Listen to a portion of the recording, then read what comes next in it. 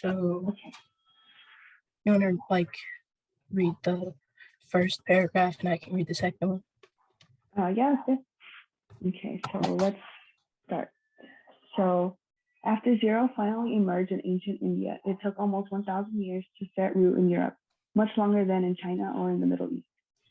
In 1200 AD, the Italian mathematician Fibonacci, who brought the decimal system to Europe, wrote that the method of the Indians surpasses any known method to compute. It's a marvelous method. They do their computations using 9 figures and the symbol 0. That's pretty interesting. Yeah, I remember reading this in the actual book, the textbook. And I thought it was really cool that 0 was basically no one cared about it for a long time until later, way later into life. Okay, so where is it? This superior method of computation, clearly reminiscent of our modern one, freed mathematicians from tediously simple calculations and enabled them to tackle more complicated problems and study the general properties of numbers. Wow. So it's also pretty interesting, basic stuff, and then figuring out how to do stuff with 0. They'll move on to more complicated and more intricate problems and things involving math. For example, it led to the work of the 7th century Indian mathematician and astronomer Brahmagupta, considered to be the beginning of modern algebra. Wow. So basically it's yeah, I think it's cool that's oh, go ahead. Yeah.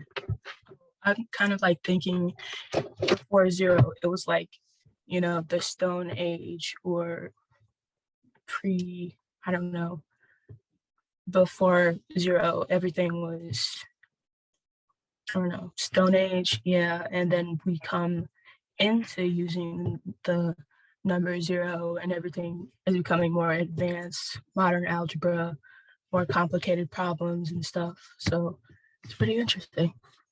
Yeah, I feel like with the 0 now it's easier to do the harder stuff, because before I was oh, just whatever you have, 2 + 2, 3 + 3, but now it's infinite numbers, decimals and stuff like that is way almost too big for us to comprehend.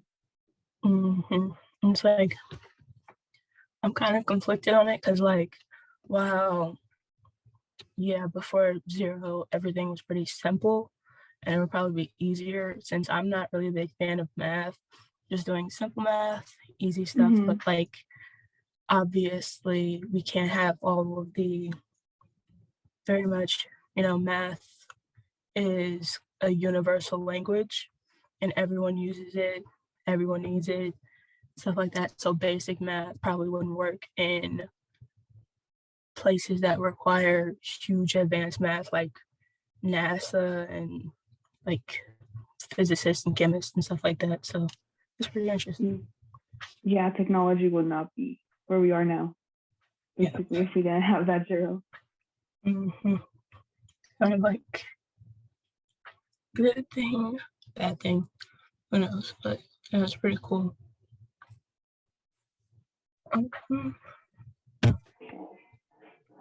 Next paragraph. I don't know, the screen hasn't changed. Did you scroll down?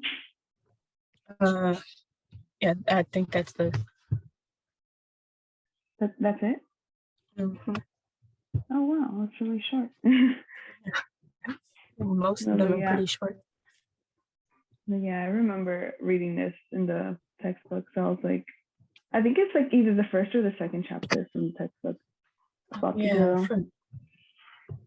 I think it's one of the assignments in the lecture summaries, isn't it? The chapters that we could read. Yeah. I think this is the updated syllabus.